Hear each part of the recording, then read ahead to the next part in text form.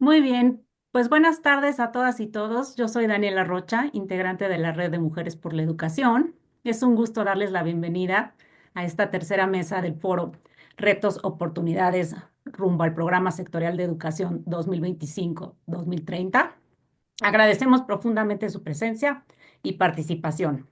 Las dos mesas anteriores, para aquellos que no han podido vernos, se enfocaron en identificar las prioridades educativas que deben guiar al Programa Sectorial de Educación. Mientras que en esta tercera mesa nos centraremos en un aspecto que consideramos igualmente importante, que es el seguimiento al programa sectorial de educación. Antes de dar paso al intercambio de ideas, quisiera contarles por qué nos motivó a incluir esta mesa dedicada al seguimiento ciudadano. Hoy vivimos una situación global marcada por dos tendencias muy claras. La primera, pues que otorga cada vez un papel más preponderante a la evidencia en la toma de decisiones, mientras que la segunda, pues refleja un creciente desinterés e incluso a veces desdén para, por la evidencia en la toma de decisiones. En México el panorama es claro. Cada vez contamos con menos instituciones, menos instrumentos de medición, menos fuentes de información para evaluar la política educativa. Entonces, pues nos sugieren unas preguntas ante este escenario, que son las que tenemos en el programa, y las voy a leer aquí brevemente. Es, ¿con qué evidencia contamos? ¿Qué instrumentos de indicadores necesitamos desarrollar? ¿Qué plataformas y tecnologías pueden hacer esta información más accesible? ¿Y cómo fomentar una participación activa de la sociedad civil? Entonces, pues vamos a iniciar con la primera ronda. Tienen cada quien 10 minutos para hacer su intervención. En este diálogo importante nos acompañan Patricia Ganem, coordinadora de investigación de Educación con Rumbo, Antonio Ávila Díaz, director general del Ceneval, Teresa Gutiérrez, directora de monitoreo de indicadores educativos en Mexicanos Primero, y Daniel Hernández, investigador de la Iniciativa de Educación con Equidad y Calidad de la Escuela de Gobierno y Transformación Pública del TEC de Monterrey. Pues muchas gracias, Pati Ganem, tienes la palabra. Muchísimas gracias, Arcelia, a Alma, a las organizadoras y por supuesto a ti, Daniela, que conduces esta mesa. Yo voy a ocupar mis 10 minutos utilizando unas láminas para no perderme. Y en relación al programa sectorial, yo quisiera señalar que es un instrumento muy joven y es importante señalarlo porque eso nos da pistas, nos da pautas para saber cómo este instrumento ha ido madurando en el tiempo. Es un instrumento que data de 1983 con la necesidad de coordinar a los diferentes sectores. Entonces, me parece que eso ya nos da algunas pistas, algunos elementos. Y sobre todo que las grandes atribuciones de los programas sectoriales tenían como atribución integrar programas, presupuestos instrumentos de política a corto y mediano plazo. Entonces, aquellos que hemos participado en el sector público o aquellos que le damos seguimiento a ciertas políticas, podemos advertir que se derivan de un programa sectorial, pues programas anexos, presupuestos y esos instrumentos.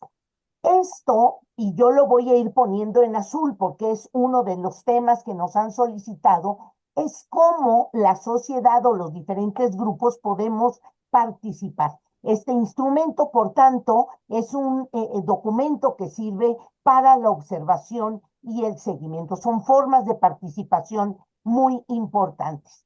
En esta siguiente lámina, a mí me gustaría destacar que desde que aparecen estos programas, qué indicadores se han venido midiendo y sosteniendo en el tiempo. Y a partir de eso ya podemos advertir que algunos son constantes, aquí pongo algunos de ellos, sin embargo, no necesariamente ni aparecen en el diagnóstico, que es un elemento importante que caracteriza los programas sectoriales, ni todos ellos se abordan con información, lo que hace que a veces en algunos periodos sexenales los perdamos de vista. Sin embargo, sostenidos en el tiempo y con información que se puede ir consiguiendo, es importante darles seguimiento.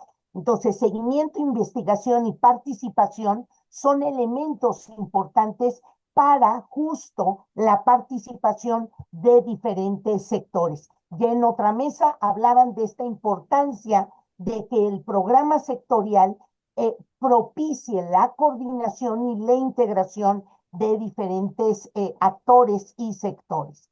En este sentido, hay indicadores que son diferenciados y creo que este es otro elemento importante, no lo voy a mencionar, solo señalar que son documentos que nos permiten ir viendo un poco los énfasis que cada periodo seccional va a implementar.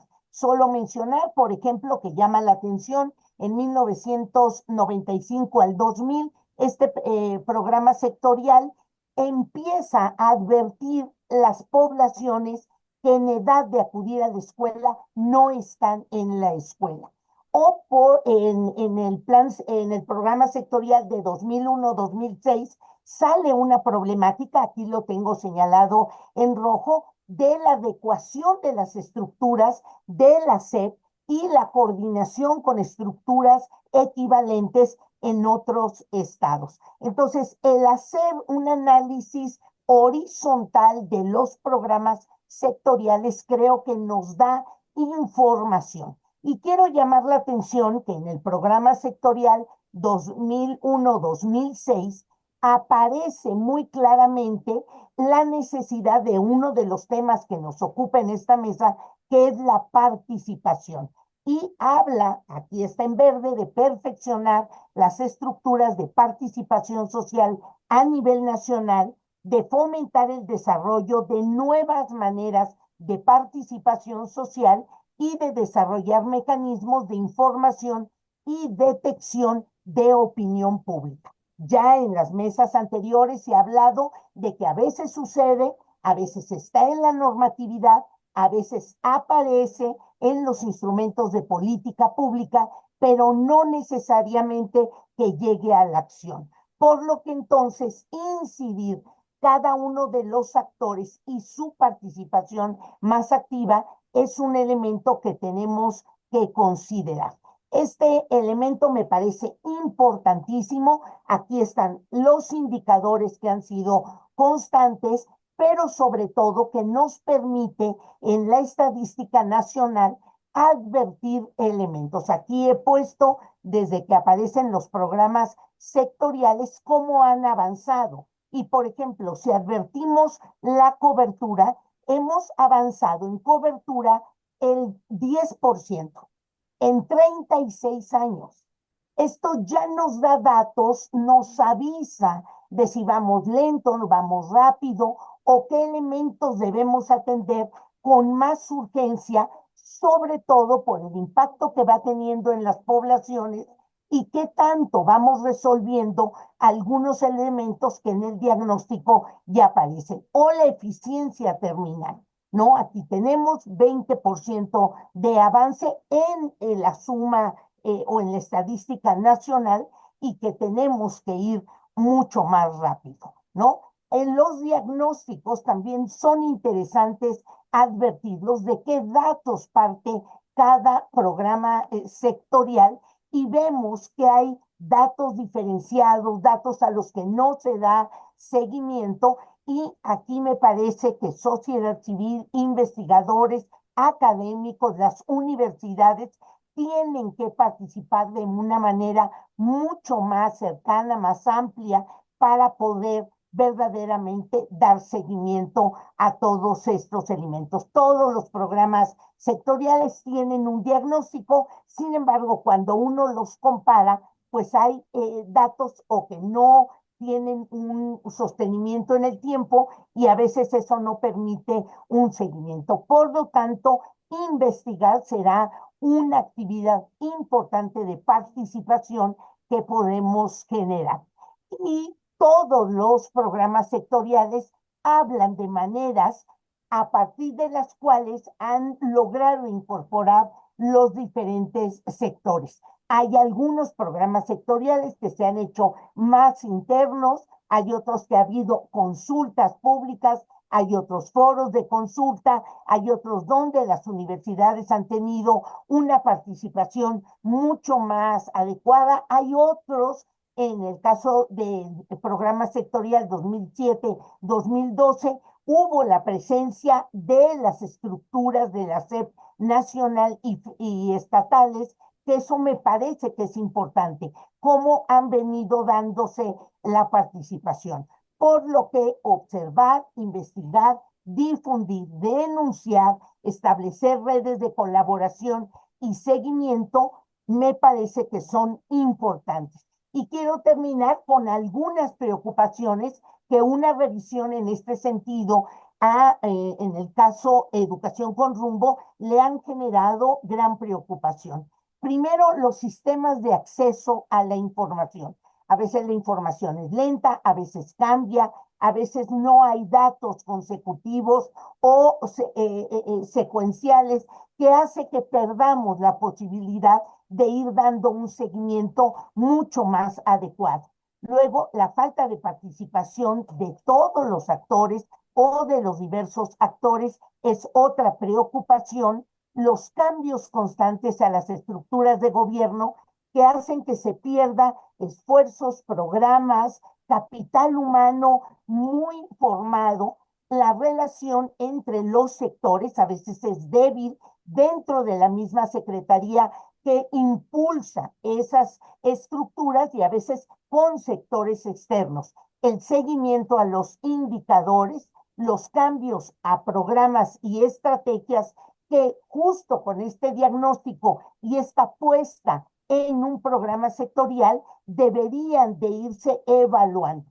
Y por supuesto, a falta de diagnóstico, seguimiento y evaluación. Con eso creo que he ocupado mis 10 minutos y dejo puesto algunos elementos que seguramente Antonio, seguramente Daniel y Tere van a retomar. Muchas gracias, Daniela. Gracias a ti, Pati. Pues muchas gracias. Un ejemplo muy claro de los esfuerzos que se hacen de la sociedad civil de estos análisis y comparativos horizontales y de lo mucho que aportan, ¿no? Permiten identificar vacíos, permiten identificar duplicidades, permiten identificar continuidades y rupturas y retos, ¿no? Retos a futuro, preocupaciones. Entonces, seguimos y damos la palabra a Antonio.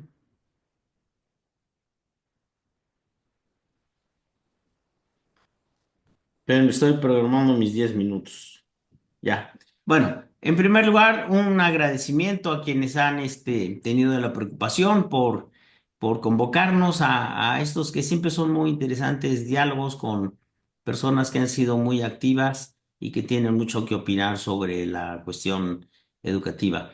Yo no preparé láminas, entonces va a ser platicadito.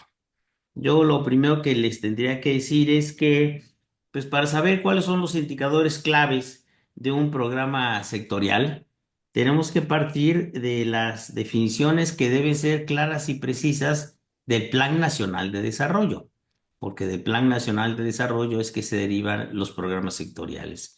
Sin el Nacional de Desarrollo, pues las orientaciones son vagas, es difícil luego que se correspondan con lo que son los programas sectoriales.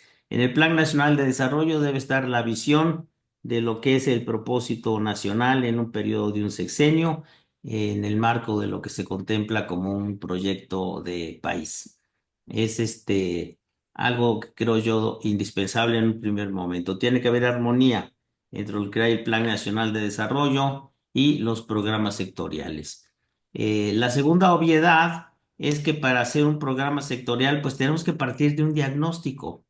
Y hemos dicho muchas veces que el sector educativo está sobrediagnosticado, que es mucho lo conocemos del sector educativo, pero luego traducir esos diagnósticos a las acciones es lo que ya no es tan difícil. Y aunque esté diagnosticado, hacer las métricas necesarias para hacer el seguimiento, pues es algo que también creo que tenemos que trabajar mucho en eso. Eh, ¿Cuáles son los indicadores clave que deben reunirse para evaluar los avances de un programa sectorial? Eh, bueno, lo primero es que tenemos que identificar variables que sean susceptibles de medición. Eh, si utilizamos conceptos que no se puedan medir o que difícilmente sean cuantificables, vamos a estar muy perdidos. Un concepto no puede ser todos seamos felices, porque todos deseamos eso, pero ¿cómo lo vamos a medir después? Entonces yo creo un primer ingrediente es que tenemos que tener claridad sobre los conceptos que queremos medir, que tengan una expresión cuantitativa. Si no hay una expresión cuantitativa, si no es medible, pues es difícil avanzar. Yo en la Facultad de Economía, en el primer semestre, recuerdo un maestro que nos decía, el hecho económico para hacerlo tiene que ser cuantificable. Amor, amor divino no es economía. Amor, véndete caro, eso sí ya es economía. Tiene que haber la posibilidad de la medición. Eh, y tenemos, ¿qué es lo que tenemos que hacer de seguimiento?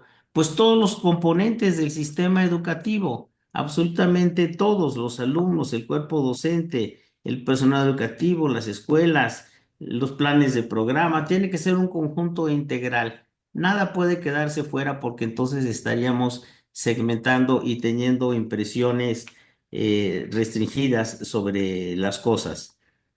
Em, en la medida que tengamos esto claro, entonces vamos a poder definir muy bien cuáles son los atributos que queremos que tenga el sistema educativo y cómo es que los vamos a medir. Tienen que ser mediciones objetivas que nos permitan hacer comparaciones en dos tiempos, porque si hacemos también conceptos nuevos que no tienen una línea de base, pues no sabemos cómo se compara una cosa con la otra.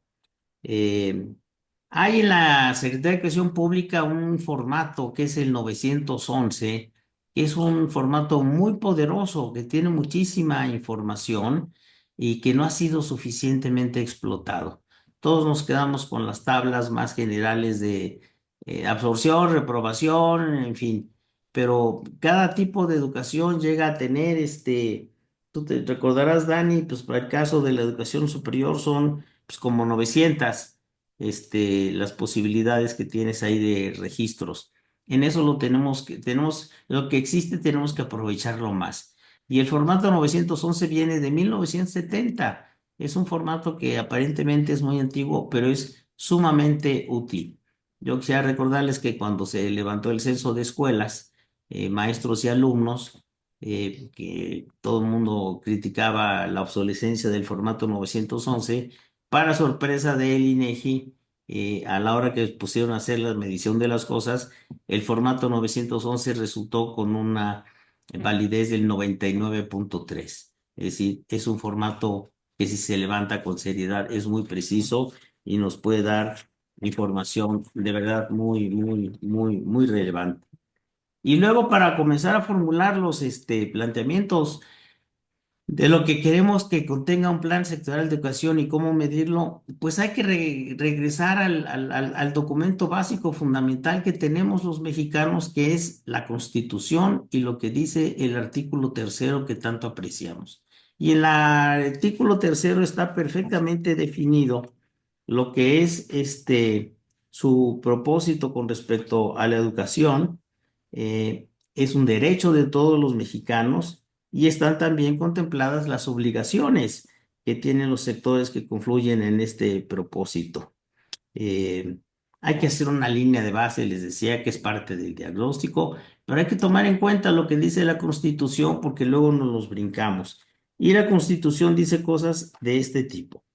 El Estado, la Federación, Estado, Ciudad de México y municipios impartirá y garantizará la educación inicial, preescolar, primaria, secundaria, media superior y superior. La educación inicial, preescolar, primaria y secundaria conforman la educación básica. Esta y la media superior son obligatorias. Primer indicador que no puede faltar es el de la cobertura. Y si estamos hablando aquí de que es obligatoria la educación inicial, pues la cobertura que tenemos en educación inicial es muy pequeñita. Entonces tenemos que tomar en cuenta todas estas definiciones para saber si tenemos como propósito, acorde con la de hacer crecer la educación inicial, hasta dónde lo podemos hacer y qué requerimos para poder hacerlo. Si no, de otra manera, pues seguiremos quedando ausentes de lo que el propio artículo tercero menciona. Otro segundo elemento, pues, que se deriva también de aquí es la retención. El asunto no solamente es tener a los niños en las bancas, sino ver que los niños no se vayan de la escuela. Pasamos por el periodo de la pandemia, que fue muy severo, nos limitó la cobertura, pero tenemos que averiguar no solamente tener el registro cuantitativo, sino hacer la investigación de por qué los niños están yendo a la escuela y qué son las acciones que se deben tomar. Ya me quedan nada más un poquito más de 2 minutos, así es que voy a tratar de irme mucho más rápido. Tenemos que saber medir también muy bien el ausentismo escolar, pero más que medirlo, tenemos que saber cómo lo vamos a combatir. Es un asunto de la mayor importancia. Y todo esto tiene que tener una traducción presupuestal, porque los recursos son limitados. Si hablamos de la educación superior gratuita, pues ese tiene un costo muy elevado. Si queremos ampliar la cobertura en la educación inicial, eso cuesta mucho porque estamos muy abajo en los indicadores. Entonces, tienen que establecerse muy claramente las prioridades y la disponibilidad presupuestal con la que se cuenta para cada una de las cosas, porque tampoco podemos actuar sobre todo lo que está prescrito. Eh, Como queda ya nada más 1 minuto, yo me paso a la parte de participación social, que es algo de la mayor importancia. Y yo quisiera recordarles que pues, se han hecho distintos esfuerzos de tener consejos nacionales de participación social. Lo que ocurre es que se instalan, llega el sector productivo, los empresarios, los académicos, las instituciones, los estados, se sesionan, son sesiones solemnes muy bonitas y luego en el resto del año ya no pasó nada. Y lo mismo se replica en las entidades. Creo que es necesario un Consejo Nacional de Participación Social. Es muy relevante. Pero necesitamos saber también qué es lo que limita la participación de los padres en la vida escolar. Y yo aquí asocio 3 cosas. Uno, una parte importante de los padres de familia de nuestros alumnos de educación básica están en rezago escolar. Es difícil que tengan participación en la vida de las escuelas cuando no tienen los instrumentos y los elementos. Y ahí creo que sería una tarea del programa sectorial producir elementos, darles elementos a los padres de familia para que puedan efectivamente tener una acción relevante. Y lo último, pues es que hay que abatir el rezago educativo de manera que los padres de familia pues tengan mejores condiciones de apoyar a sus hijos. Son los 10 minutos y me callo, Daniel. Muchas gracias, muchas gracias. Ya tendrán oportunidad en la siguiente ronda de complementar y de expandir sus comentarios.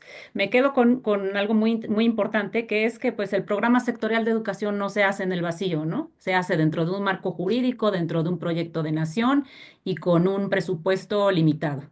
Entonces, pues armonía con la Constitución, armonía con el con el Plan Nacional de Desarrollo y seguimiento de la visión completa y de todo, de cada uno de los componentes del sistema educativo y la participación social, ¿no? Aquellos que se han identificado como los desafíos del pasado, que ojalá sean lecciones aprendidas para el futuro. Muchas gracias. Tere, tienes la palabra. Muchas gracias, Daniela.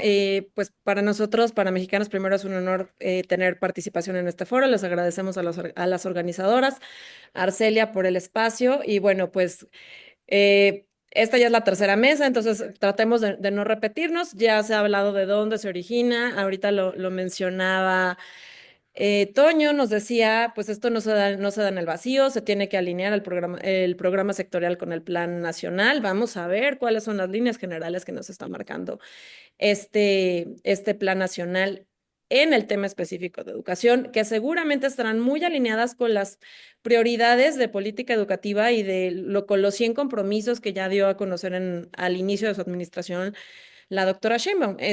Ahí vemos claramente pues que una de los grandes hitos que se quieren tocar en materia educativa son las becas. Y con esto pues se está atendiendo parte de las carencias, pero no se está atendiendo todo. Entonces vamos a ver cómo se van a incorporar otros aspectos importantes del sector educativo en el plan y en el programa específico. Bueno, yo quisiera comentarles pues que en Mexicanos Primero somos una organización de la sociedad civil que se dedica a promover el derecho a la educación desde tres aspectos fundamentales, que son estar, que es todo lo que tenga que ver con estar en la escuela, con poder asistir en la escuela, el aprender y el participar. Y aquí les agradezco mucho a Pati y a Antonio que ya explicaron un poco de estos dos conceptos, sobre todo Pati que nos enseñó que durante muchos años en los programas sectoriales se ha abordado esta parte muy particular del estar. Nos están diciendo cuál es la tasa de cobertura, cuál es la tasa de abandono, son indicadores que siempre encontramos en los programas sectoriales. Si nos vamos a revisar el programa sectorial 2020-2024, estos son los primeros que vamos a encontrar y bueno, algunos otros que están atendiendo a los compromisos derivados del ODS 4 de la Agenda 2030. Y no encontramos prácticamente nada del participar, como lo decía Antonio, no sabemos quiénes tienen esta capacidad de participar en el sistema educativo, desde los padres de familia hasta los propios alumnos, para alejarnos un poco de esta visión adultocentrista que le hemos dado a la educación en muchos casos, olvidándonos un poco de que los alumnos, las alumnas también tienen este derecho de gestionar y de opinar en sus procesos de aprendizaje. Se han abierto algunos espacios, sin embargo, pues siguen sin ser suficientes, sobre todo, pues atendiendo a el pretexto, pues sigue siendo, ¿no? Que es a partir de la mayoría de edad cuando se empieza a tener este derecho de participación, se abren algunos espacios en el sector educativo a partir de cuarto de primaria, pero pues siguen sin estar contabilizados y seguimos sin tener un dato que podamos tener dentro del programa sectorial. Pero algo que es fundamental, y esto responde a la pregunta, a una de las preguntas detonadoras de esta mesa, es el aprender. Y prácticamente este ha sido un indicador que no se toca en los programas sectoriales. ¿Cuáles son los últimos indicadores enfocados en este aspecto que para nosotros es no es el más importante porque estamos hablando de los tres aspectos, pero que es fundamental? Y el indicador que nos quedaba en el programa sectorial anterior era pues el logro en PISA. ¿Cuántos alumnos logran el mínimo en PISA? O sea, ¿cuáles están arribita del nivel 1? Que esto ni siquiera nos dice si estamos bien o estamos mal.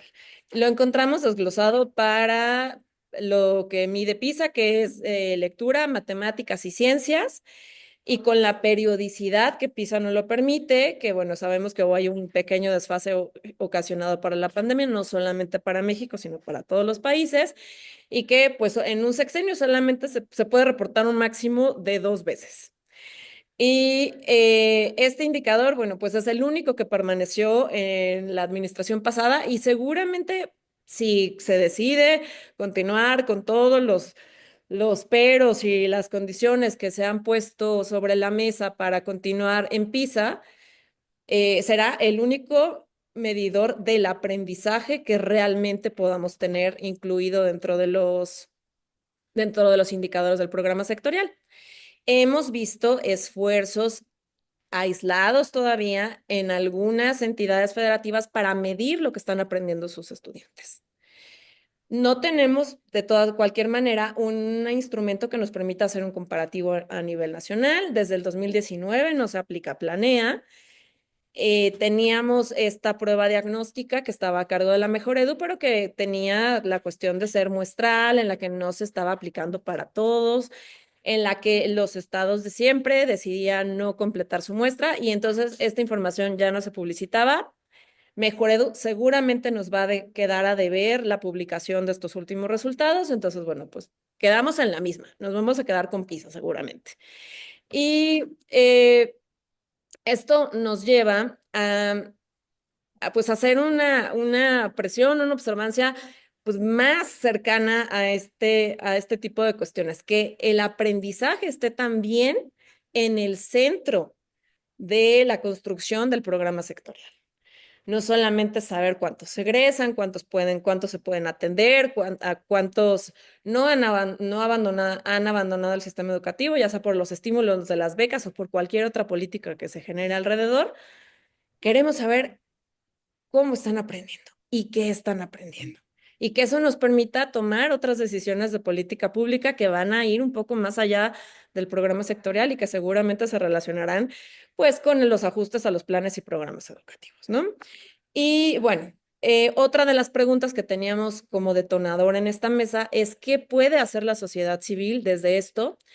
Nosotros hemos analizado que la oportunidad con la que se presenta la información es pues cada vez se nos va retrasando un poco más la estadística educativa. Estamos esperando todavía saber cómo arrancó el ciclo escolar 2024-2025. Como ya lo decían, toda la información del formato 911 no está disponible públicamente. Se tiene que conseguir a través de solicitudes de transparencia, a través de la versión recortada que está en datos abiertos. Entonces, a veces es muy difícil hacer este seguimiento. Lo que nosotros hemos hecho desde Mexicanos Primero, pues es poner a disposición de todos en una plataforma que lanzamos muy recientemente, que lanzamos apenas hace un mes y medio, que es Monitor Educativo, un espacio para que todos conozcan no solamente el programa sectorial de educación a nivel nacional, sino también estamos dejando un espacio para que se conozcan los programas sectoriales de educación de todos los estados, porque recordemos que tenemos no un sistema educativo, tenemos 32 sistemas educativos que conviven y que cada entidad pues tiene sus propias prioridades, ¿no? Entonces quisiera compartirles pantalla solamente para mostrarles esta plataforma. A ver si no se me movió. Y si no, bueno, los invitamos de cualquier manera a que la visiten en nuestra página que es www.mexicanosprimero.org/monito. Y ahí podrán encontrar que ya tenemos el espacio disponible. Tenemos como título República Mexicana, tenemos a quienes representan a la autoridad educativa a nivel nacional, que son tanto el secretario de Educación, que tiene asignada esta tarea por parte de la presidenta, que realmente es la rectora de la gobernanza del sistema educativo, y tenemos ya ahí el espacio listo, así, inserte aquí programa sectorial. Y nuestros planes a futuro son darle seguimiento puntual a todos los indicadores que se enuncien en este programa, también teniendo la intención pues, de darle seguimiento desde la sociedad civil, resaltar qué tan oportunamente se están presentando, en qué calidad se están presentando estos indicadores. Finalmente nos hemos ido a la teoría, saber que esta observancia por parte de la sociedad civil pues genera cierta presión para que la información se siga generando. Sabemos que hace un par de años mucha de la información educativa salió de los catálogos del INEGI. Entonces, bueno, estamos ante esta alternativa, queremos hacer una respuesta. Queremos que desde la sociedad civil haya un espacio en el que se proponga y en el que, pues muchas veces nos lo han dicho, no solamente nos dediquemos a criticar, sino que tengamos un rol mucho más activo. Muchísimas gracias. Muchas gracias, Tere, por destacar estos aspectos, el aprender, ¿no? Al centro del programa sectorial de educación, la participación, la oportunidad y la calidad de la información y pues en este vacío del que hablábamos, del que no se hace, que no se hace en un vacío el programa sectorial, pues también considerar efectivamente que existen los programas sectoriales estatales, ¿no? Y que hay otros elementos que considerar, el diálogo constructivo y estable. Ahora le doy la palabra a Daniel. Muchas gracias, Daniela. Muy buenas tardes a todos los que nos están viendo. Por supuesto, saludo con mucho gusto a Patti, a Teresa y a Toño. Qué gusto verlos a los tres. Yo tuve la fortuna de dirigir quizá la evaluación más sofisticada de política social del mundo, ¿sí? Y déjenme decirles, el chiste no estaba en ver los indicadores, el chiste estaba en ver qué políticas cambiaban los indicadores. Y eso, desafortunadamente, fracasamos en México. Me declaro derrotado en términos del esfuerzo porque pudiéramos tener una cultura de evaluación. Es decir, ya hace años que lo sé y me da mucha pena decirlo. Eh, Ahora, eso no quiere decir que no tengamos que seguir trabajando. Y déjenme darles, voy a resumir mi argumento como dicen los americanos, en un nutshell. Y es que durante muchos años se abrieron espacios para que la academia y la sociedad civil pudieran participar en el monitoreo y evaluación de políticas públicas. ¿Sí? Es decir, el Ceneval es un ejemplo de cómo el gobierno apoyaba a una institución para que se hiciera cargo de cosas, ¿no? Desafortunadamente, algunas decisiones políticas concentraron esto en organismos que lo hicieron bien o lo hicieron mal, no lo sé. Quienes me conocen saben mi opinión de algunas de ellas, ¿no? Y que perdimos la oportunidad de seguir estableciendo con recursos públicos una colaboración entre sociedad civil, academia y gobierno. Y eso creo que lo perdimos, deberíamos tratar de recuperarlo, porque tampoco desde la academia es gratuito todo lo que hacemos. Entonces, eso también hay que dejarlo con toda claridad. Tres, creo que abrir un programa sectorial sin una evaluación es penoso.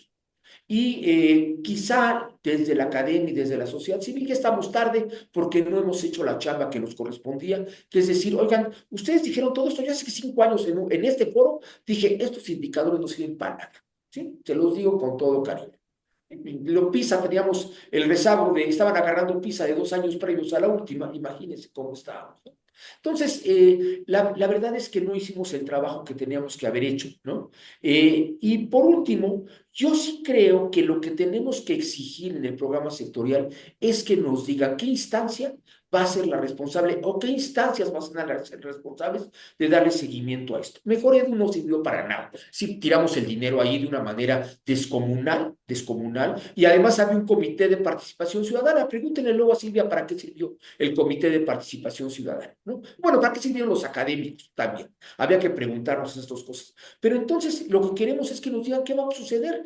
Yo pensaría que cosas como el Ceneval deberían tener un respaldo muy fuerte como una instancia que pudiera aportar esas cosas. Dicho eso, ya voy a mis 3 puntos. Uno, ¿qué datos necesitamos? Dos, ¿con qué oportunidad y apertura lo necesitamos? Y tres, ¿qué conversación y colaboración podemos establecer? Uno, datos. Coincido que hay que ver cobertura, coincido que hay que ver aprendizajes, ¿no? Y coincido en que hay que ver pertinencia. ¿Sí? Se les olvidó la pertinencia, necesitamos pertinencia. Eh, yo coincido con Toño que la 911 es poderosísima, poderosísima. Sería muy afortunado que abrieran todas las bases de datos. Yo cuando el INE abrió una encuesta de infraestructura y condiciones de las escuelas, me peleé hasta morirme porque les decía que lo que tenía que hacer era analizar la 911, que ya estaba hecha, ¿sí? Que tenía un módulo de infraestructura, ¿no? ¿Quién sabe cuánto se gastaron en eso? ¿Quién sabe para qué sirvió? Pero la verdad es que no tenemos las bases de datos abiertas para eso. Y necesitamos además que nos hablen la historia. No, como dice Antonio, tenemos una historia, veamos la historia. Dos, necesitamos que sea oportuno, ¿sí? Es inadmisible que después de 6 meses no sepamos cómo está el inicio del ciclo escolar. Pero yo creo que lo más delicado es que pensemos qué hacen los directores con su 911. Yo tuve la fortuna de dirigir un sistema de educación de 500,000 estudiantes, de 250,000 estudiantes más o menos. Y tenía muchos directores. Y les preguntaba, oye, ¿qué le hice de tu 911? No, pues yo la llené, maestro. Sí, sí, la llenaste. ¿Qué leíste de la 911? El problema es que la 911 debería ser un instrumento pedagógico para las directores. No es porque no les hemos dado la formación continua para que lo puedan hacer. Tres, hay instrumentos que teníamos y que hemos perdido. La ENILEPS era un elemento importantísimo para ver pertinencia de los aprendizajes, ¿sí? Para quien no sepa, era una encuesta que estaba aparejada a la encuesta nacional de ocupación y empleo y que nos permitía saber cada 2 años cuál era la empleabilidad de los egresados de la educación media superior. Podríamos expandirla para hacerlo para la educación superior, que buena falta nos haría, ¿no? Pero yo creo que ese son un tipo de cosas que la sociedad civil debe estar exigiendo. Cuatro, en términos de equidad, no explotamos ni la mitad de lo que debemos explotarle en hija. La ENIC nos da una potencia en términos de inclusión, el tema de la mesa previa y de equidad que no hemos podido analizar. Y creo que mucho de eso viene, desafortunadamente, por faltas de competencias técnicas. Creo que nosotros en algún momento abrimos un curso aquí en la iniciativa para apoyar a diferentes grupos a desarrollar competencias técnicas de análisis, ¿no? El Ceneval lo hace continuamente. Creo que eso debería ser una agenda de los grupos de educación, que abramos espacios para que más gente tenga las habilidades para analizar información que viene muy desagregada y que si están esperando a que la publiquen el gobierno sus tablitas, se van a hacer viejos, ¿no? Dos, en términos de los aprendizajes, creo que estamos muy mal. Nosotros hemos apoyado a varios estados de la República en pruebas para la educación media superior. Toño y yo coincidimos que hay que tener medidores mucho más sofisticados de ganancia educativa. El Ceneval está trabajando en cosas como esa. Nosotros tenemos ya un montón de pruebas de cortes, que es lo que tenemos que tener en México, ¿sí? Pero cuando hablo de cortes, el ejercicio del censo de educativo era establecer la base del aporte que nos iba a permitir tener un registro individualizado de estudiantes a lo largo del tiempo, ¿sí? Claro, con el ACUP no teníamos que haberlo usado, teníamos que haberle pegado un ID de la Secretaría de Educación Pública, de donde quisieran, ¿no? Y esa es una tarea pendiente que espero que recupere el programa sectorial. Tenemos que reconfirmar nuestro compromiso de continuar en PISA, en TALIS, en PIAC, porque son ejercicios que nos permiten mirarnos en el mundo, uno, dos, que nos permiten tener bases de datos potentísimas también para México, muy difíciles de analizar, sí, muy difíciles de analizar, pero que nos permiten hacer cosas muy divertidas para poder conocer cómo están nuestros adultos, cómo están nuestros maestros o cómo se perciben a sí mismos nuestros maestros y cómo están los aprendizajes, como dijo Teresa, ¿no? Y necesitamos avanzar en herramientas para conocer el registro y avance de la formación continua docente, como se discutió en la mesa 1, ¿sí? Ahora, voy al punto 3, porque ya me quedan 2 minutos y medio. Vamos a tener los análisis. Seguramente hay mucha gente muy capaz que vamos a poder hacer análisis, vamos a tener propuestas, ¿sí?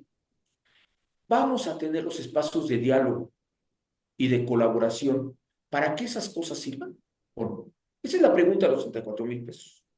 Vamos a ser capaces de construir esos espacios de conversación para que todo lo que podamos observar, seguir, tengamos la oportunidad de que incida de alguna manera en las decisiones de la autoridad educativa, tanto federal como estatal. Esa debería ser la pregunta que nos tenemos que hacer todos nosotros. Aquí en la iniciativa de educación con equidad y calidad, la mitad de nuestro tiempo nos la pasamos pensando cómo abordar y cómo acercarnos para ofrecer este tipo de conocimientos a las autoridades educativas, ¿sí?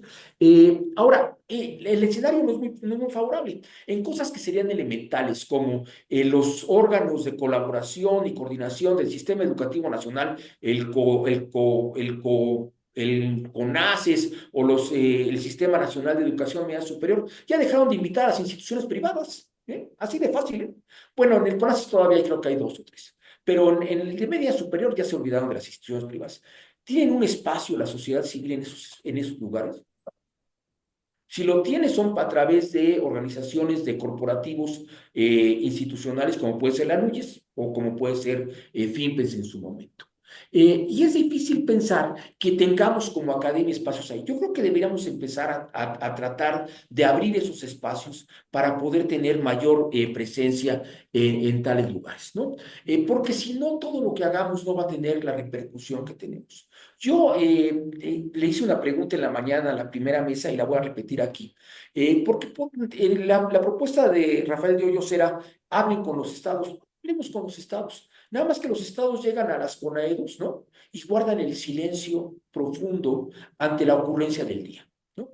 Y ese es un tema que tenemos que empezar a ver. También necesitamos que la fuerza de la academia y de la sociedad civil respalde a nuestras autoridades educativas locales para que ellos se sientan con la fuerza para poder expresarse en espacios donde muy probablemente son minoría. Muchísimas gracias.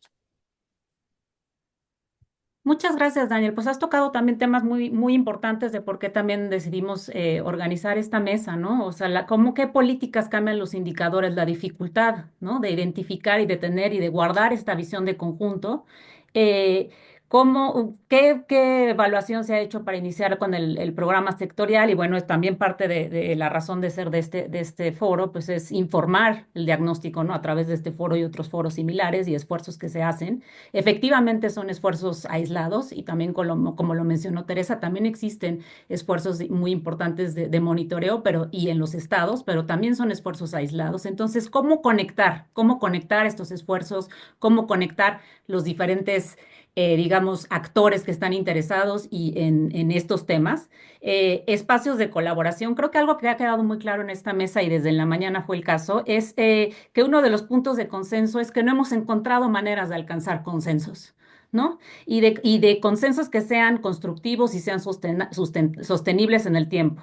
Entonces, dialogar de manera directa, sincera, constructiva sobre los temas y sobre los temas tabús, como se dijo en esta mañana, ¿no? Abrir la caja de Pandora y realmente buscar soluciones conjuntas. Entonces, bueno, pues cedo la palabra a la segunda ronda de participaciones y aquí pues tienen 4 minutos cada uno para complementar o para reaccionar a aquello que hayan dicho algunos de los otros panelistas. Y ahora voy a dar la palabra en el siguiente orden: a Antonio Ávila, luego a Patti Ganem, luego a Daniel y para terminar, Teresa. Y después tendremos una sesión de preguntas y respuestas si es que las hay en la plataforma. Antonio, tienes la palabra.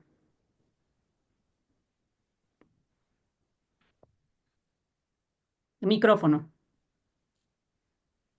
Muchas gracias. Felicitar a pues, las intervenciones que hemos estado escuchando, muy ricas, muy importantes, muy condensadas, pero llenas de poder. Eh, yo regreso a la necesidad de la Constitución, porque eh, pues es lo que nos rige y es de donde debemos derivar las acciones que tenemos que hacer. Si no, nos vamos a pasar inventando conceptos seccionalmente y que estén totalmente divorciados de el diseño del país, que es el que define la Constitución. Y efectivamente, como se dijo aquí, pues en la Constitución dice que la educación tiene que ser de excelencia. Y entendiendo por excelencia que se alcance el logro máximo de los aprendizajes. ¿Y cómo vamos a saber cuándo alcanzamos el logro máximo de los aprendizajes? Pues cuando los evaluemos. Pero si no estamos haciendo evaluaciones, pues entonces no sabemos en dónde estamos parados y no sabemos si hay avance o si hay retroceso. Es indispensable retomar la evaluación, que es algo que está implícito en el derecho a la educación. El derecho a la educación dice: ningún niño mexicano puede no tener derecho a ser educado. Tiene que tener un espacio en un plantel, sí, pero no es suficiente que tenga un espacio en un plantel. Tiene que recibir una educación y esa educación tiene que ser de calidad, de excelencia. ¿Y cómo vamos a saber que la educación que se está recibiendo es de calidad y es de excelencia? Pues solamente en la medida que podamos hacer las evaluaciones necesarias, que pues, en algún momento llegaron a ser avances interesantes, muy importantes. Y luego también la Carta Magna dice qué es lo que deben tener los niños, como en dónde deben lograr dónde deben alcanzar su logro máximo de aprendizajes de los estudiantes. Y enlista lo siguiente: los planes y programas de estudio tendrán perspectiva de género y una orientación integral, por lo que se incluirá el conocimiento de las ciencias y humanidades, la enseñanza de las matemáticas, la lectoescritura, la literacidad, la historia, la geografía, el civismo, la filosofía, la tecnología, la innovación, las lenguas indígenas de nuestro país, las lenguas extranjeras, la educación física, el deporte, las artes, en especial la música, la promoción de estilos de vida saludables y la educación sexual y reproductiva. Pues todo esto tiene que haber métricas que nos permitan saber los avances que hay en todos estos conceptos que enlista la Constitución. No tiene ningún sentido que estén enlistados en la Constitución si después no se hace seguimiento de cada uno de ellos. Por citar un ejemplo, la educación física, y todas las escuelas tienen maestro de educación física. Y ya no nos refiramos a las escuelas multigrado. en donde las condiciones son mucho más precarias en términos de equipamiento y de posibilidades de actuar sobre todo esto. Y ahí tiene que haber congruencia presupuestal y las prioridades tienen que estar muy bien establecidas. Me- Se me fue mi tiempo, Daniel. No, muy bien, le quedan 30 segundos. Bueno, no, aprender a discutir, que es algo muy importante que se dijo aquí. Tenemos que tener la posibilidad de sentarnos, decirnos las cosas como son, como cada quien las aprecia y que puedan ser asimiladas y que puedan tener propósitos colectivos intencionados. Si nos fragmentamos, poco alcanzaremos. Muchas gracias. Muchas gracias. Pues bueno, y ahora sin más, le cedo la palabra a Pati Gane. Muchísimas gracias, Daniela. Pues déjenme traer aquí a la mesa una expresión continua de los supervisores, los directores, los maestros. Ellos en general opinan que hay una sobrecarga administrativa que a veces no les permite atender lo que es importante. Y creo que lo importante, como ya se ha mencionado, es generar esos aprendizajes, buscar las condiciones para que los niños puedan enfrentar y descubrir esto que es su posibilidad, su potencial. Pero creo que ahí esto conecta muy bien con lo que se ha comentado en otras mesas y en esta, que es que no hemos traducido los resultados de los instrumentos de diagnóstico, de evaluación, los instrumentos de política educativa, para que ellos puedan utilizarlos para ver su propia escuela, para analizar qué están haciendo y utilizarlo como una lupa para advertir si son cuestiones metodológicas, si son cuestiones de falta de habilidades a nivel docente, si es el trabajo de ese colectivo de maestros, si es la participación de los padres, si es algunas estrategias que se están llevando al aula. Aquí me parece que hay el gran divorcio del Plan Nacional de Desarrollo con los consecuentes programas sectoriales, luego las instituciones y luego los instrumentos que generan datos e información. Entonces, me parece que aquí una gran labor que tendríamos que realizar es esa traducción y a mí me parece que la prueba enlace en su momento generó un gran esfuerzo de traducir esos resultados a la parte más micro que es la escuela. Entonces, a mí sí me gustaría además señalar que las escuelas, con sus maestros, su director, su supervisor, van y vienen en esta desaparición de programas, de diagnósticos, de pruebas, y cada vez más tienen que verse, ¿no?, involucrados en conocer nuevas metodologías, nuevas instituciones, que a mí me parece que es otro elemento, que es el cansancio de las instituciones por tratar de entender qué se quiere. Y entonces la respuesta natural de nuestros directores y de nuestros maestros es justo eso, el cansancio que tienen, no de llenar la 911, no de llenar algunos documentos que ofrecen información importantísima, sino que me parece que tiene que ver con estos cambios terribles. Pero me gustaría terminar mi participación con algunas buenas noticias y creo, Daniel, que tú recordarás cuando tuvimos la oportunidad de trabajar con la participación social dentro de la Secretaría, una idea que fue el mostrar qué estaban haciendo los padres de familia para ayudar a las escuelas. Y quiero terminar con porque hubo una evaluación, que me parece que hay que evaluar lo que se va haciendo. Los padres de familia, en la medida que vean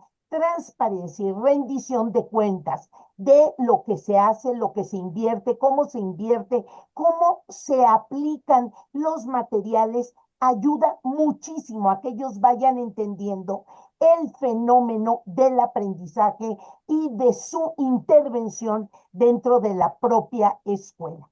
Otro elemento importantísimo es acompañarlos en esta participación directa que tienen en la educación de sus hijos. Cuando hay un cambio de plan y programas de estudio, cuando llega un nuevo material, cuando se va a abrir una cocina o se va a abrir otro espacio, ellos al estar enterados, la relación con el director y con otros compañeros entre los maestros ayuda muchísimo. Y la tercera, y que me parece que evidencia a partir del seguimiento que fuimos haciendo con los consejos de participación, fue el hecho de que se centre en la manera que ellos vean cómo participar, sí ayuda. ¿Cuál es la prioridad de esa escuela? La lectura, las matemáticas, la alimentación, la seguridad.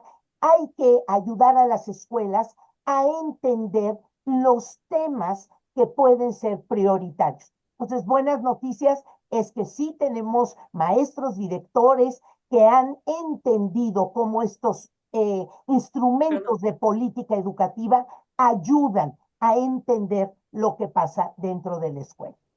Gracias, Daniela. Muchas gracias, Pati. Creo que has señalado algo que ejemplifica perfecto un poco lo que hablaba Antonio sobre las métricas, que es lo de la carga administrativa, porque uno de los temas muy importantes del programa sectorial anterior fue justamente ese. Y a 6 años ahora, pues es difícil valorar si estamos mejor que el inicio de ese programa sectorial o no, justamente porque hay que construir las métricas para saber si se avanzó y si se avanzó en un buen ritmo. Y luego esto que mencionas que coincide con lo que han dicho, ¿no? Que hacen falta instrumentos, sin duda, que hay otros que se pueden aprovechar mejor y que se necesita, pues sobre todo, aprovechar bien lo que existe y traducir y acompañar en cada uno de los niveles para poder tener una mejor implementación. Y lo que tarda, ¿no? Lo que tarda, el tiempo que tarda en implementar y en ponerse en marcha una buena política educativa también se tiene que dar. Si no las pasamos inventando la rueda y cambiando, definitivamente llega este cansancio. Ahora le doy la palabra a Daniel.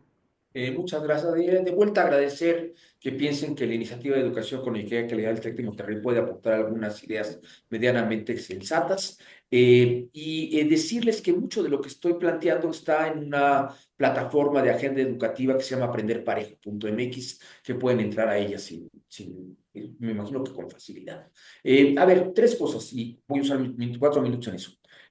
Uno, tenemos que pensar básicamente en cómo analizar el uso de los recursos públicos en la educación. Yo acabo de escuchar a alguien de ustedes decir, no, pues es que los recursos se gastan en becas y pues qué bueno que eso ya cubre un espacio. Bueno, cubre un espacio y lo cubre mal, a decirlo con toda claridad, ¿sí? Toño y yo tuvimos la fortuna de trabajar con un secretario, ¿no? Que decía que no nos faltaba nada, que lo que hacíamos era gastar muy mal.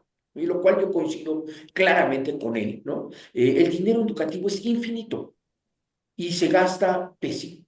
Entonces yo creo que un esfuerzo de ejercicio, de cuidado del gasto, yo estoy hablando de corrupción y nada por el estilo, de destino del gasto, que tiene que ver con mi segundo punto. Vamos a tener un set de metas en el programa sectorial y en el Plan Nacional de Desarrollo, pero lo que no vamos a poder saber y qué es lo que debemos exigir es cuál es la teoría del cambio detrás de esa meta. ¿Sí? Voy a aumentar la cobertura educativa a el 90% en la educación media superior. Pues qué padre, ¿y cómo le vas a hacer? Y voy a aumentar la cobertura educativa de la educación superior al 55%, ya lo andan diciendo, ¿sí? ¿Y de dónde, diablos, van a salir esos muchachos? Sí, la pura demografía nos va a costar un trabajar lograr ese tipo de números, créanme. Entonces, lo que necesitamos es que la sociedad civil y la academia empecemos a cuestionar, ok, ¿quieres llegar a esta meta? ¿Cuál es el sendero que vas a seguir? ¿Qué te estás proponiendo hacer? ¿Vas a cambiar currículum? Si a todo lo quieren resolver cambiando currículum, cambiar currículum, déjenme decirles, es lo más fácil que uno puede hacer. Y no es nada fácil, ¿eh? Pero es lo más fácil que uno puede hacer.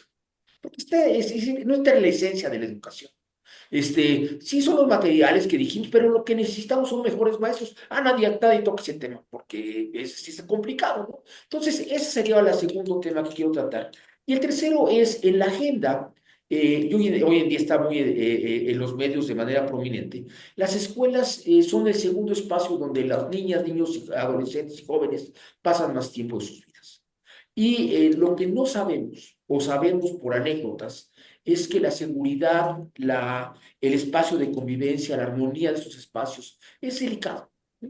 Esto requiere estudios específicos. En la media superior nosotros tenemos una encuesta que hacemos cada 2 años sobre convivencia. De la última que levantamos fue en el 13 o 14, si no mal recuerdo. Y era fascinante ver cómo el proceso se iba deteriorando en el tiempo. ¿Sí? Eh, y me imagino que 10 años después debe ser una cosa bastante más dramática. Afortunadamente, cuando hacíamos enlaces, teníamos módulos de algunas preguntas sobre convivencia, teníamos algunas preguntas sobre habilidades socioemocionales, pero realmente necesitamos regresar a estos temas y esto requiere, uno, trabajo hiperespecializado, y dos, requiere que hagamos esfuerzos de investigación específico que requiere dinero. Quizá no tengamos muestras estatales, son muy caras, pero sí deberíamos hacernos un esfuerzo por tener una foto nacional periódica, quizá anual, ahora que empecemos, para poder saber cómo está ese problema y cuál es la magnitud y las fenomenologías de lo que tenemos que enfrentar. Muchas gracias. Muchas gracias, Daniel. Pues dos temas, me quedo con dos temas importantes. La teoría del cambio, ¿no? Hay que construir juntos la teoría del cambio que están detrás de las metas que se plantean en los programas sectoriales. Y la otra, pues, es el trabajo especializado que se necesita hacer y que viene también a alusión con lo que habíamos mencionado antes, un poco la capacidad técnica, ¿no? La capacidad de los actores en llevar a cabo estas labores. Tere, ¿tienes la palabra? Sí, gracias, Daniela. Pues yo también me centraría en dos cosas principalmente, y esto es políticas públicas 1.1. Es si estamos definiendo realmente bien el problema. Ya lo decía Daniel, a veces a lo mejor sería muy fácil resolverlo, pero no lo estamos viendo correctamente. Me acuerdo que hace 6 años, cuando se hicieron todos los foros de consulta, tanto que sirvieron tanto para la modificación del artículo tercero como para la elaboración del Plan Nacional y del Programa Sectorial de Educación, una de las preguntas que se hacía era cómo podemos ampliar el número de estudiantes en educación superior. Y para muchos la respuesta nos resultó sumamente obvia y era pues ampliando el ingreso en preescolar. No hay de otros, hay que tomar el problema desde el inicio. Y la respuesta que muchos otros dieron fue pues haciendo obligatorio la educación superior y que fue lo que terminó pasando, ¿no? Entonces, estamos tomando el problema realmente y resolviéndolo de la mejor manera, quizá no. Y vamos a ver cómo queda plasmado en este caso. Y pues, por supuesto, estoy de acuerdo con el tema de las becas. Están resolviendo una parte del problema, pero no están resolviendo otro, que es que los que iban a abandonar el sistema educativo ni siquiera están llegando. Y ese tiene que ser una de las principales preocupaciones en este caso. Y la otra que también se mencionó en la ronda anterior, que es sobre el seguimiento que se está dando. Nosotros nos hemos encontrado con que a mitad del camino se dejaron de reportar los indicadores con el nivel de detalle que se había comprometido, se empezaron a reportar de maneras distintas y nadie dijo nada. No sé si nadie se dio cuenta, no sé si no estábamos viendo, no sé si fue la pandemia, pero se cambió el nivel de detalle, el nivel de desagregación de algunos de los indicadores. Y con esto no estamos quedando mal solamente en el reporte del cumplimiento del programa sectorial, también estamos quedando mal con el reporte de la Agenda de Desarrollo Sostenible 2030. Estamos quedando mal con los ODS, en los que, de nuevo, uno de los principales indicadores es el aprendizaje. Tenemos este indicador de pobreza de aprendizaje y México se está quedando sin datos para reportarlo. Se había pensado en que este indicador se pudiera utilizar con cualquier evaluación internacional. México ya no está en ERCE, que era la prueba latinoamericana, en la que no nos iba mal, en la que fuimos el ejemplo de muchos países centroamericanos, en el que vinieron a aprender cómo se hacía aquí los muestreos y las estratificaciones. Perdimos toda una tradición como país, como de algo que parecía muy institucionalizado. Hace poco me entrevistaba a alguien que está trabajando en una tesis sobre cómo se desinstitucionalizó la evaluación en México y terminó siendo, pues, por cualquier causa, menos realmente por los resultados del aprendizaje que estábamos viendo. No sé si no era tanto la molestia de que no nos estaba yendo bien y los niños no estaban aprendiendo lo que tenían que aprender, fueron muchos otros factores alrededor de esto. Cuidemos desde la sociedad civil, desde la academia, que esto no vuelva a pasar, ¿no? Que no nos quedemos a medio camino con estos indicadores. Y ahora sí creo que les puedo compartir la plataforma que nosotros tenemos lista para, pues como les decía, insertar no sé si la ven, insertar ahí el programa sectorial, desde ahí estar haciendo un seguimiento puntual de lo que está pasando y de lo que se va a reportar año con año, esperando que no cambie y en el caso en el que cambie, pues levantar una bandera y decir, oye, a mí me dijiste que ibas a medir de esta forma y terminaste haciéndolo de una forma distinta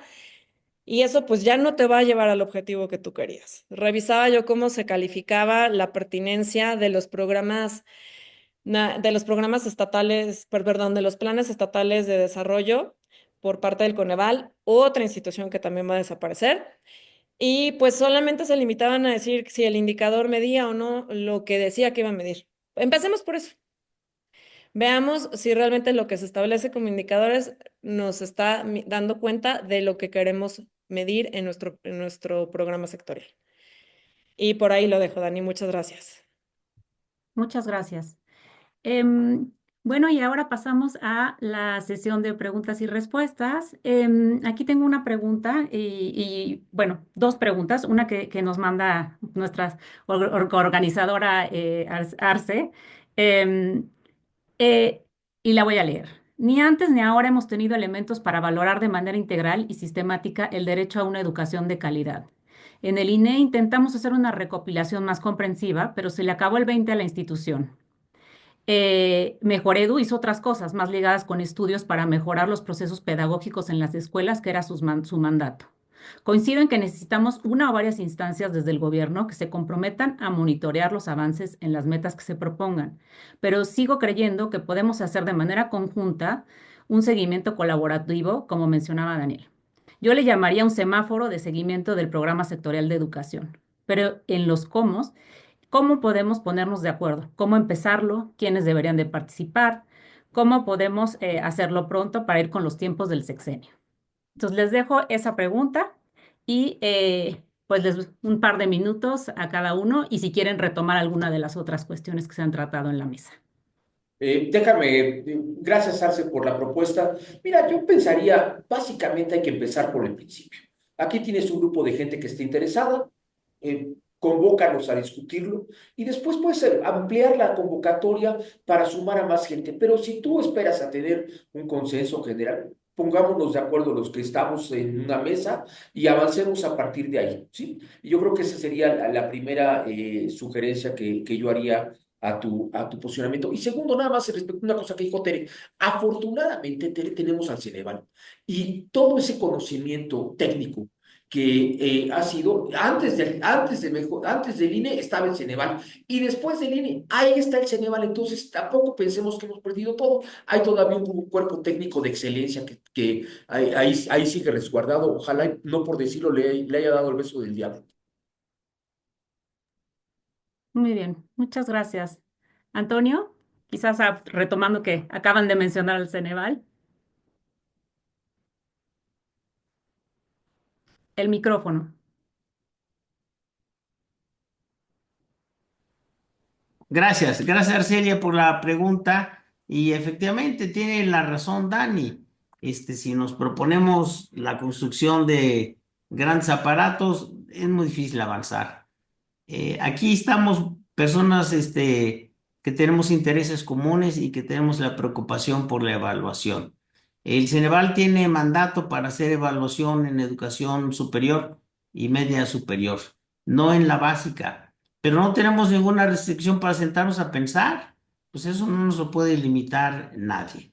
Y en el Ceneval, pues estamos construyendo a partir de este segundo periodo en el que estoy yo, lo que le hemos llamado el laboratorio Ceneval y queremos que pues el laboratorio sea eso, un centro de experimentación en donde con nuestros usuarios y con quien sean las partes interesadas en educación, podamos comenzar a hacer talleres, mesas redondas, seminarios, en donde podamos ir paulatinamente articulando ideas en el inicio de manera modesta, pero también tenemos antecedentes firmes de los cuales partir e ir logrando entre todos pues un planteamiento que madurado pueda llegar a recuperar esta cuestión tan indispensable que es la evaluación. Y yo insisto, el derecho a la evaluación está implícito en el derecho a la educación. El derecho a la educación le abre la puerta a todos los niños obligadamente, pero les ofrece una educación de calidad y la única manera que sabremos si es de calidad o no y si se alcanza o no el logro máximo de los aprendizajes, pues es cuando lo evaluemos. Entonces, partamos del artículo tercero constitucional, ahí está el mandato a la educación y en el mandato a la educación tiene que estar la evaluación. Yo no sé de ningún país del mundo en donde no se evalúe, porque no hay manera de saber en todas las cosas, ¿no? Muchas gracias. Muchas gracias. Pati Gane.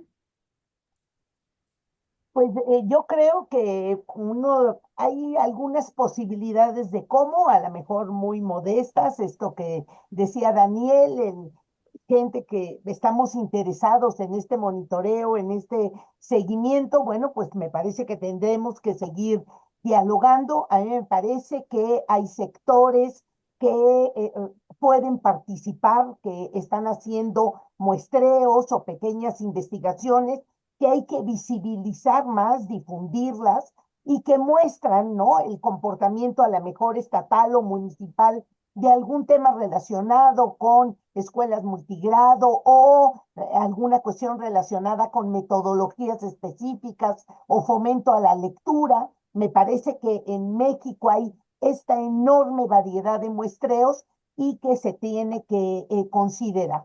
Pero yo sí generaría una propuesta un poco más transversal. Me parece que cuando un niño nace en este país, debería de ser registrado, deberíamos de tener muy claro dónde está y deberíamos de pensar en un sistema de monitoreo de dónde está, cuándo se escolariza, cuándo deja de ir a la escuela, por qué se cambia de municipio o de entidad, cómo van sus aprendizajes. Mientras no logremos un seguimiento así, difícilmente vamos a poder hacer intervenciones más integrales o más pertinentes o asertivas, ¿no? Todas las programas, esfuerzos que se han realizado, muy válidos todos, pero sí recordemos que de repente un programa que era bueno, que estaba dando resultados, queremos ver como resultados rápidos. Eso no existe, ¿no? Los programas que fueron interviniendo las escuelas, quiero pensar el programa Escuelas de Calidad, se interrumpe sin un diagnóstico. Las escuelas habían avanzado, teníamos que conocer qué era lo que realmente habían aprendido, porque es multifactorial lo que un programa o una estrategia puede hacer. Y si lo observamos, coincide con estos cambios de administración que pareciera más bien como que queremos quitar una cosa e innovar para que nos ubiquen políticamente. Y a mí me parece que ahí nos estamos equivocando. Solamente quiero cerrar que de las experiencias internacionales que conocemos, ¿no? Está Finlandia, está Corea, está el mismo Japón, Canadá, han hecho un proyecto, un programa sectorial por lo menos de 20 años. Entonces, sostenidamente tenemos que ver a una generación completa.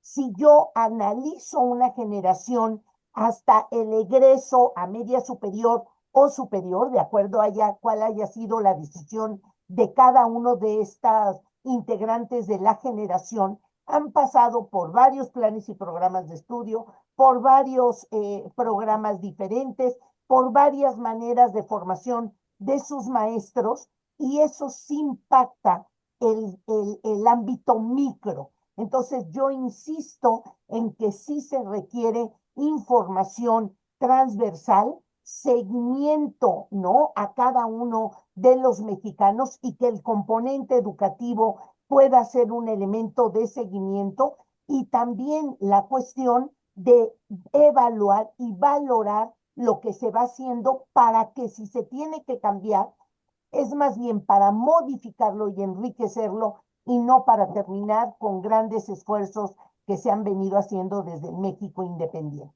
Muchas gracias. Gracias, Patti. Pues tocas un tema muy importante y una labor pendiente, ¿no? El seguimiento y el monitoreo de las trayectorias educativas, ¿no? Y de la información que eso nos puede dar y que complementa y que sin duda tiene que ser de la mano de otro tipo de monitoreo en otros niveles. Y el otro tema que pues es recurrente es el de políticas sostenibles, conceptos sostenibles, indicadores sostenibles y esta conexión y participación de largo plazo, con visión de largo plazo. Tere. Sí, Dani, gracias. Bueno, yo tengo la oportunidad de dar una materia que se llama legislación educativa, en la que uno de los módulos que tocaba justamente tenía que ver con los planes y programas. Y les presentaba a mis alumnos, que son en su mayoría docentes de preescolar y de primaria, las líneas generales del programa sectorial. Y les pedía hacer una actividad para que nos dijeran cómo aplicaban esto en su día a día, en sus aulas, en su escuela. Y la verdad es que tuve que cambiar la actividad porque nunca saqué nada de eso. O sea, los maestros desconocen mucha de la información que se presenta en los programas sectoriales y que debería estar enfocada en ellos y que debería ser, el programa sectorial de verdad debería ser una hoja de ruta para todos los niveles del sistema y se termina siendo un instrumento que queda demasiado arriba en la planeación del sistema educativo nacional y en el que no tienen conexión. Y algo que siempre repiten en esta unidad, que sigo manteniendo la unidad, aunque haya cambiado la actividad, es que no quieren que cada 6 años se cambien las cosas. Entonces, nosotros al iniciar este sexenio decíamos, bueno, es una buena noticia que por lo menos no vamos a empezar con otro currículo. Y entonces esas son, sí, yo lo sé, Daniel, pero bueno, vamos viendo pequeñas ganancias en esto, que no se van a cambiar otra vez los libros de texto, que no se va a empezar otro plan y programa de estudio, en el que tampoco se va a capacitar a los docentes, ¿no? Entonces, lo vemos también nosotros desde ese lado. Tuve la suerte de compartir contigo, Dani, contigo, Pati, en un grupo en el que estábamos discutiendo sobre el seguimiento que podemos hacer desde las organizaciones de la sociedad civil, desde la red de Mujeres Unidas por la Educación.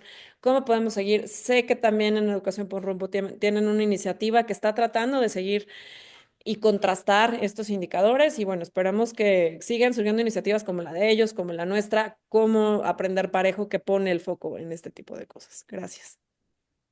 Muchas gracias, Tere. Les comparto otra pregunta que tenemos. Todavía tenemos unos 15 minutitos y aquí tenemos otra pregunta. Algunos estados como Nuevo León están implementando sus propios mecanismos de seguimiento y evaluación sobre educación. ¿Qué reacción o ruido puede tener esto en otros estados y en la propia autoridad? Y sumo otro comentario relacionado que es cómo pueden los estados aprender, compartir, sofisticar sus instrumentos de evaluación. Y algo que también se mencionaba en otra mesa, en estas pláticas que hemos tenido, pues cómo podemos documentar mejor las mejores prácticas, ¿no? Las mejores prácticas locales y aprender a partir de estos instrumentos. No sé quién quisiera iniciar, un par, Pati, adelante.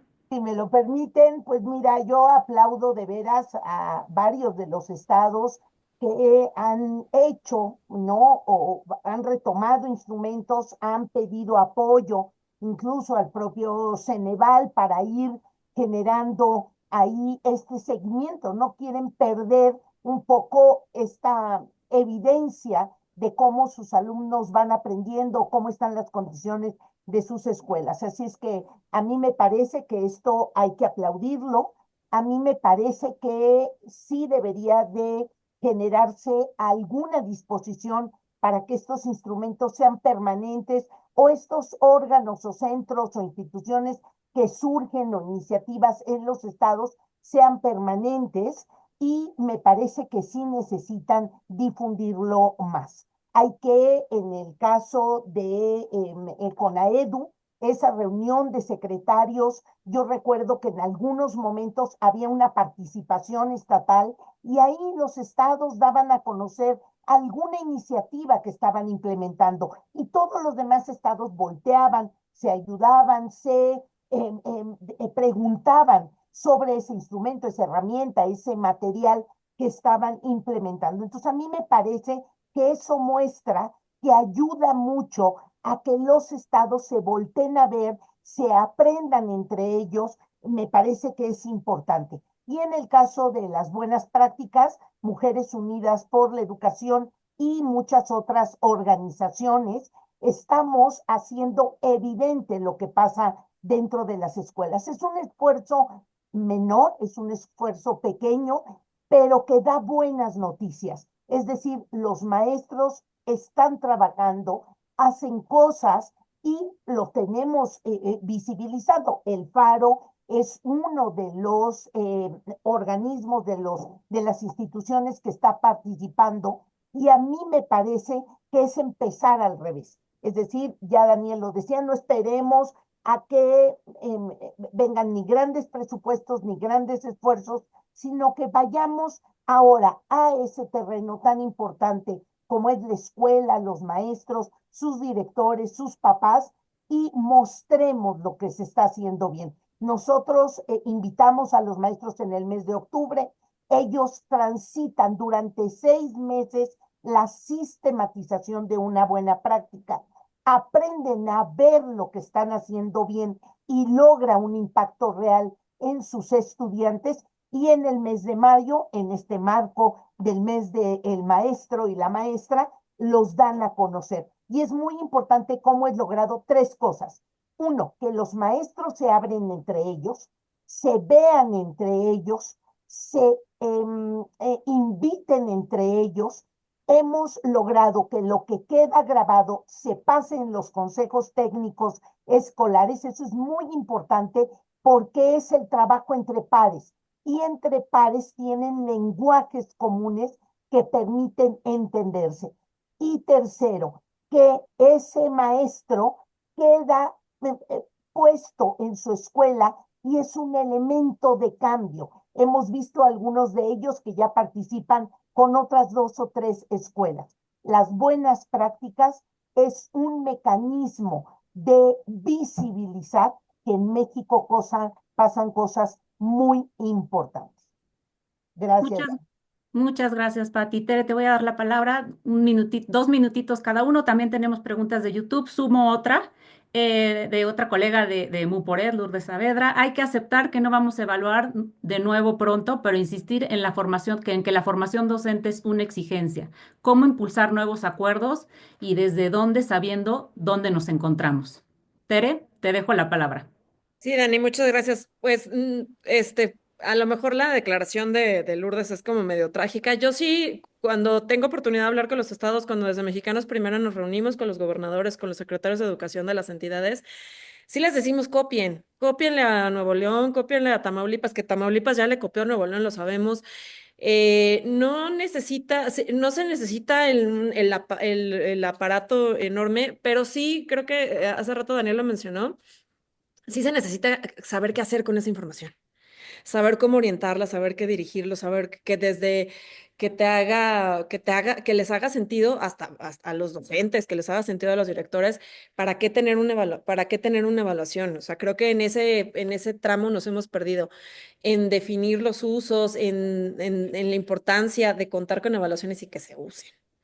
O sea, ese fue siempre algo que persiguió al INEE y que siempre venía como una observación de la ASF. No se están usando los resultados para la mejora de la educación.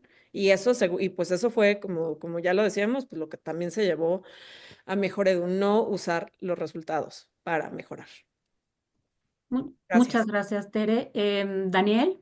Gracias. Disclaimer, yo estoy involucrado en lo que sucede en Nuevo León. Déjame pensarte 3 ideas importantes. Uno, tiene una SEP poderosa, ¿no? Gente muy profesional dirige la SEP. Dos, tiene un consejo de Nuevo León, que es la sociedad civil que por constitución local acompaña los procesos de muchas áreas, una de la educación. Tres, le puso dinero, ¿sí?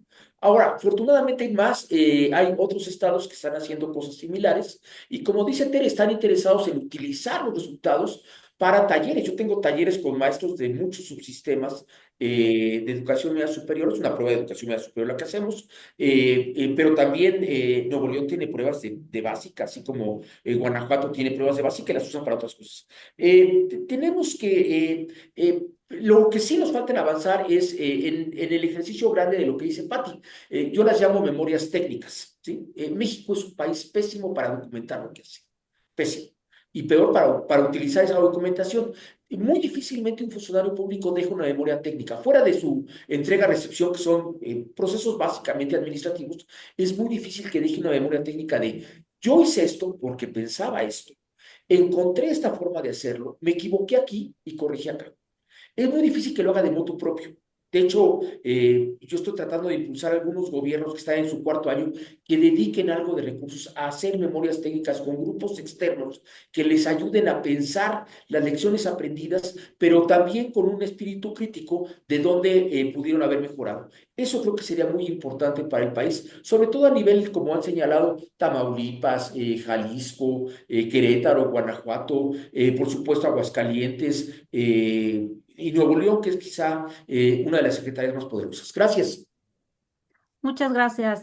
Antonio, te doy la palabra. Una nueva pregunta también que se suma a la conversación. ¿Cuál creen que es la principal política educativa desde el presupuesto? O sea, ¿qué nos dice el presupuesto de las prioridades educativas? Entonces, la dejo ahí en la mesa. Antonio, tienes la palabra. Bueno, me resultan muy interesantes las tres intervenciones anteriores a esta, y retomo lo que se dijo en otros segmentos.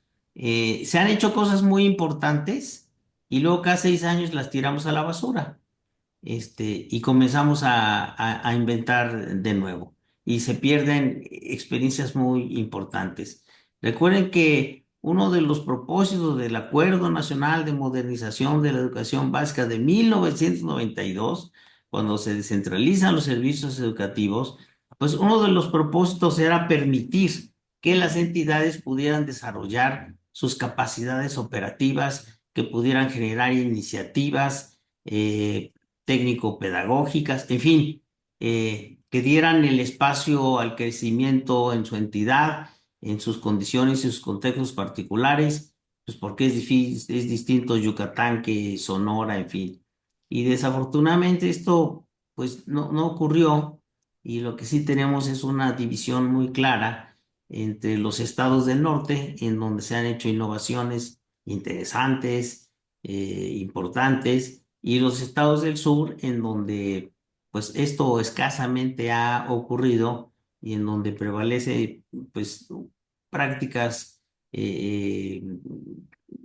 más de naturaleza política que educativa. Entonces, que las entidades se reúnan a platicar entre sí, que se pueden hacer foros regionales porque se comparten características y problemáticas similares, es muy relevante y no hay ningún impedimento para que esto ocurra. Es simplemente la voluntad de las autoridades educativas locales que digan, juntémonos los 4 o 5 estados vecinos y compartamos nuestras buenas prácticas, identifiquemos las malas prácticas y podamos avanzar de manera uniforme, en fin.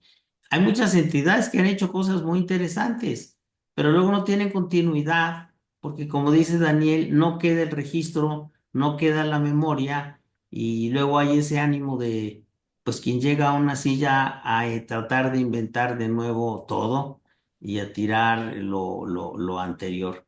Yo creo que hay una fuerte posibilidad de avanzar regionalmente y dejar de pensar también solamente en el esquema nacional, ¿no? Somos un país con 32 entidades, el nivel subnacional es importantísimo.